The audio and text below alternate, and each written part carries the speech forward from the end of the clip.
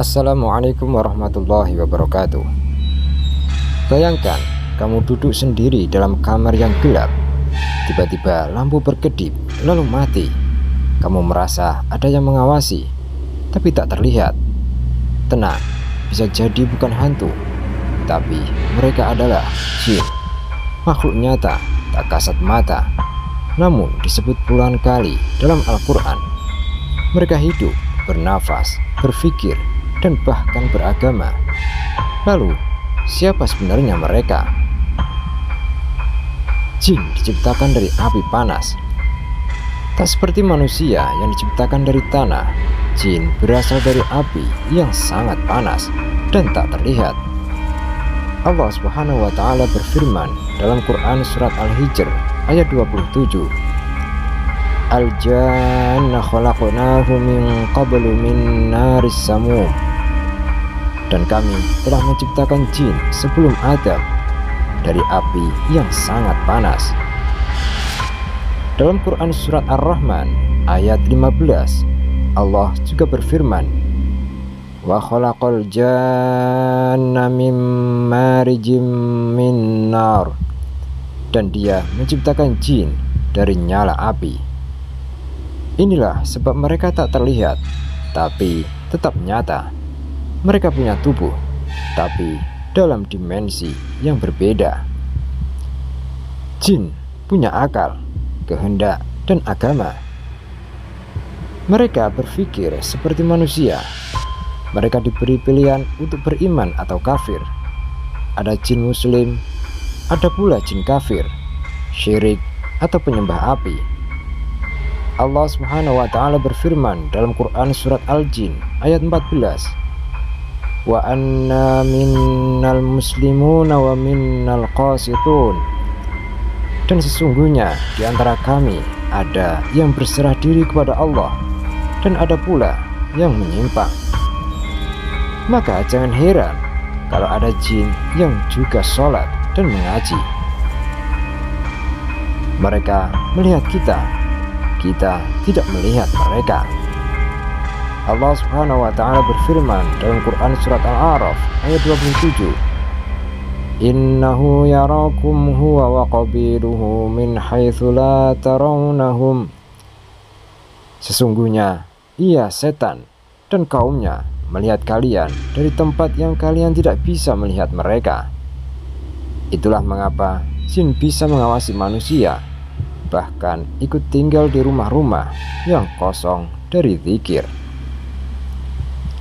Mereka tinggal bersama kita. Rumah kosong, WC, kuburan, gunung, lautan, bahkan pojokan kamar yang tak pernah disucikan bisa jadi rumah bagi jin.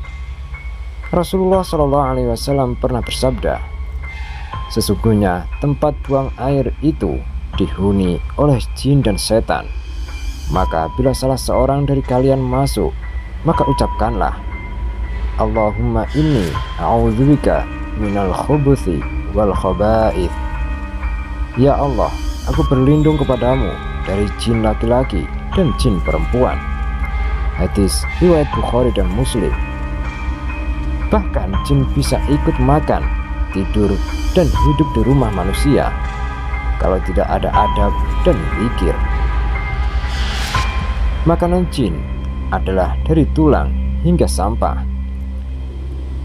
Jin makan seperti kita, tapi jin muslim makan sisa tulang dan makanan yang disebut Allah. Nabi SAW bersabda, janganlah kalian bersuci dengan kotoran atau tulang, karena itu adalah makanan saudara kalian dari kalangan jin. Hadis riwayat Muslim. Tulang ayam, nasi sisa, kalau kamu buang dengan bismillah, mungkin itu rezeki jin muslim. Jin bisa terbang, menyusup, dan menyamar. Nabi SAW pernah bersabda, jin itu ada 3 jenis. Jin yang terbang di udara, jin berbentuk binatang, anjing atau ular, dan jin yang tinggal di tempat tertentu dan berpindah-pindah seperti manusia. Hadis riwayat Tabrani. Jangan sembarangan bunuh ular atau binatang aneh, bisa jadi itu jelmaan jin.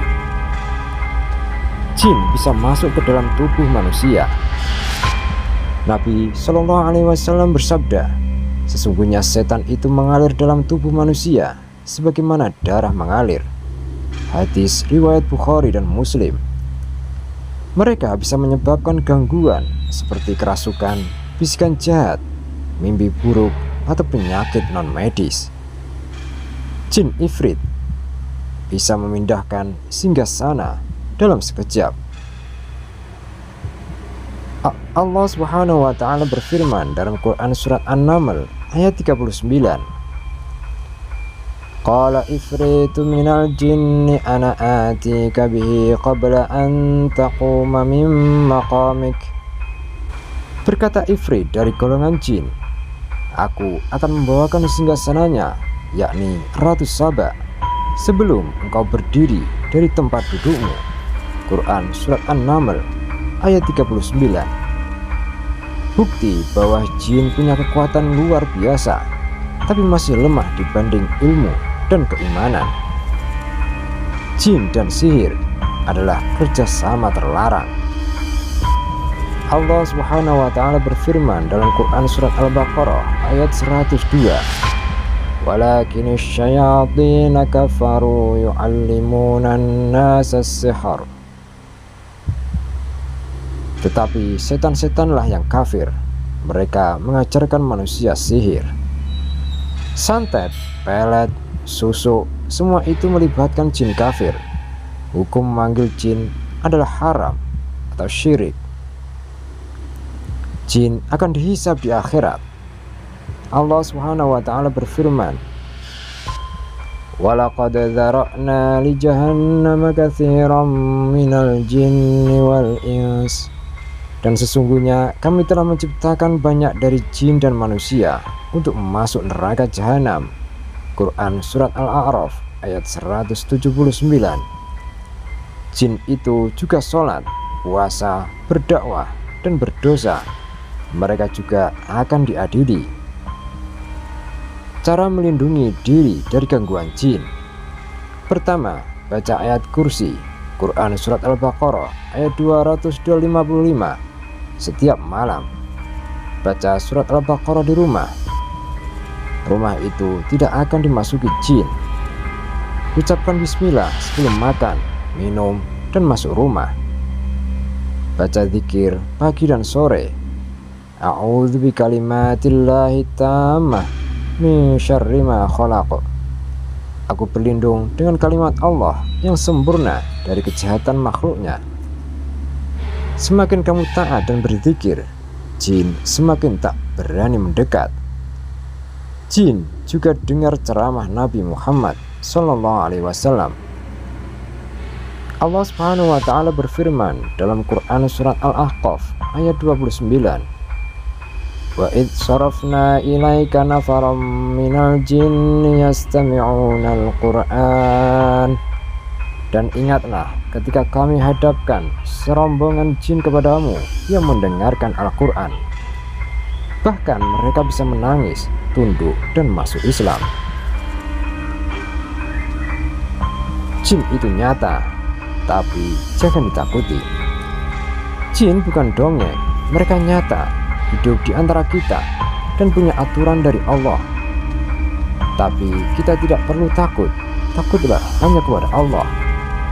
Allah Subhanahu wa taala berfirman dalam Quran surah An-Nahl ayat 99. Innahu laisa lahu sultanun 'alal ladzina amanu wa 'ala rabbihim yatawakkalun. Sesungguhnya setan itu tidak ada kekuasaannya atas orang-orang yang beriman dan bertawakal kepada Tuhannya.